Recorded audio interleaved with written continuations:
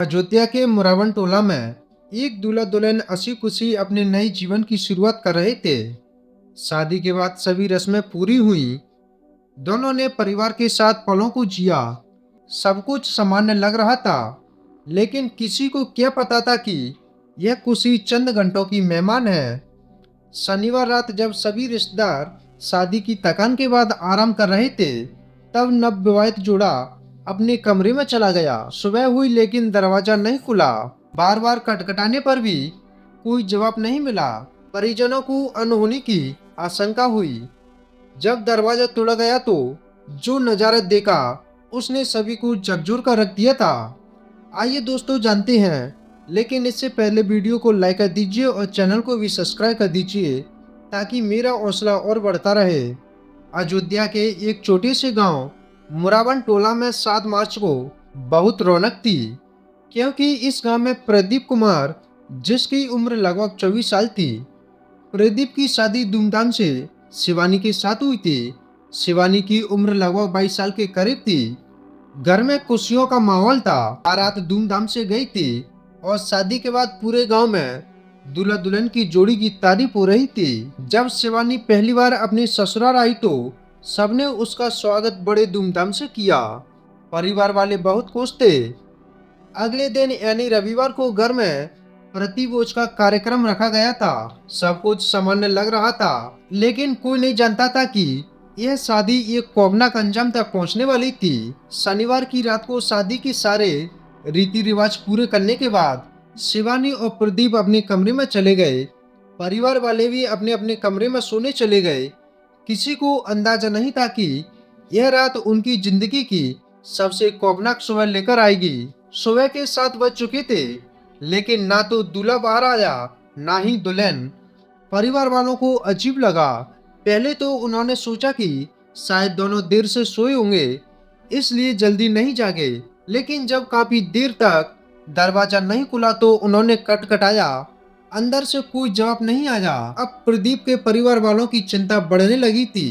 परिवार वालों ने खिड़की से झांकने की कोशिश की, लेकिन पर्दे लगे थे। आखिरकार उन्होंने खिड़की तोड़ दी। जो उन्होंने देखा उसे देखकर उनकी चीख निकल गई। कमरे के अंदर बिस्तर पर शिवानी की लाश पड़ी थी। उसका शरीर ठंडा हो चुका था। दूसरी तरफ प्रदीप का शव पंखे से लटका हुआ था। उसने अपने ही गमछे से फांसी लगा ली थी।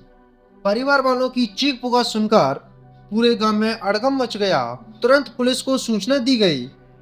पुलिस ने मौके पर पहुंचकर दरवाजा तोड़ा और दोनों शवों को कब्जे में ले लिया। पुलिस ने जांच शुरू की तो पुलिस के सामने सबसे बड़ा सवाल था, आखिर यह हादसा कैसे हुआ।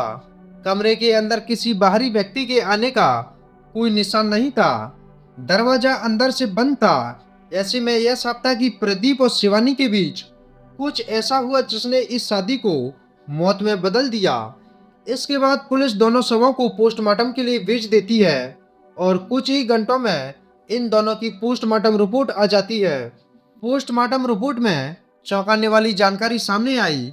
शिवानी की मौत गला दबाने से हुई थी, यानी किसी ने उसका गला घोंटा था। दूसरी तरफ प्रदीप की मौत फांसी लगाने से हुई थी। इसका मतलब यह निकला कि पहले शिवानी की हत्या हुई और फिर प्रदीप ने आत्महत्या कर ली। शिवानी का मोबाइल फोन गायब था, लेकिन प्रदीप का फोन पुलिस को मिल गया था। जांच में पता चला कि प्रदीप ने रात को किसी को एक मैसेज भेजा था। पुलिस अब यह जानने की कोशिश कर रही थी कि वह संदेश किसे भेजा गया था और उसमें क्या लिखा था।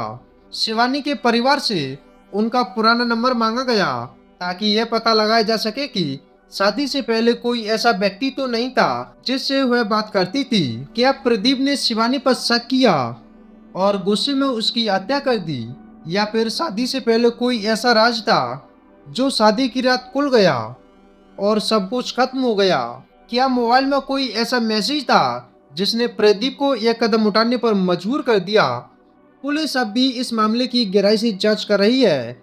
यह एक ऐसी शादी थी जो खुशियों से शुरू हुई और कुछ ही घंटों में मौत की कहानी बन गई। शायद सच सामने आए या फिर यह मामला हमेशा के लिए एक रहस्य बनकर रह जाएगा। कभी कभी रिश्तों में छुपे राज किसी की जिंदगी छीन लेते हैं।